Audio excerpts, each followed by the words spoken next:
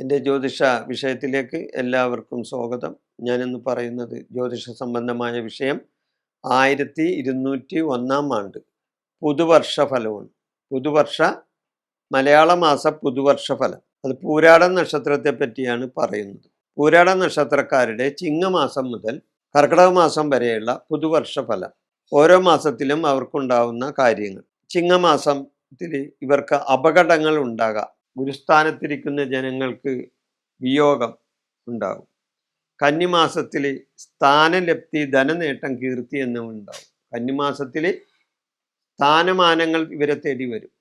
ധനനേട്ടങ്ങൾ ഉണ്ടാവും, കീർത്തിയും ഉണ്ടാവും. തുലാമാസത്തിൽ നേട്ടം ഉണ്ടാവും, വസ്തുലാഭം ഉണ്ടാവും, പ്രമോഷൻ കിട്ടും, കാര്യവിജയങ്ങൾ ഇവർക്കുണ്ടാവും തുലാമാസത്തിൽ. വൃശ്ചികമാസത്തിൽ ധനക്ലേശം ഉണ്ടാകും, ആരോഗ്യഹീനതയും ഉണ്ടാകാം വൃശ്ചികമാസത്തിൽ. ധനുമാസത്തിൽ ശരീരക്ലേശങ്ങൾ എന്നിവ ഉണ്ടാകും, മനോവിഷമം ഉണ്ടാകും. ശരീരക്ലേശങ്ങളും വിഷമങ്ങളും ധനുമാസത്തിലുണ്ടാകും. മകരമാസത്തിൽ കുടുംബ സ്വസ്ഥത കുറവുണ്ടാവും, കുടുംബത്തിൽ സ്വസ്ഥത കുറവുണ്ടാവും, ഭാര്യ ഭർത്തൃ കലഹം ഉണ്ടാവും.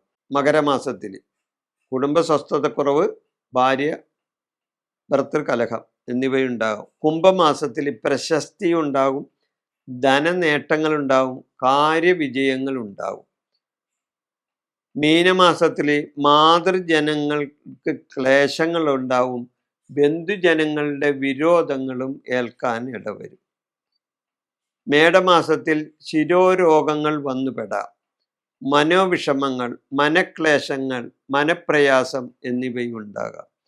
ഇടവമാസത്തിൽ വ്യവഹാരാദികളിൽ വിജയം, രോഗശമനം, കർമ്മവിജയം എന്നിവ ഉണ്ടാവും. മിഥുനമാസത്തിൽ വിദേശയാത്രാ ഗുണമുണ്ടാവും. വിദേശത്ത് പോകാനായിട്ടുള്ള യാത്രാ സംബന്ധമായ ഗുണമുണ്ടാവും. ദാമ്പത്യ സുഖമുണ്ടാവും, ദാമ്പത്യപരമായിട്ടുള്ള സുഖമുണ്ടാവും.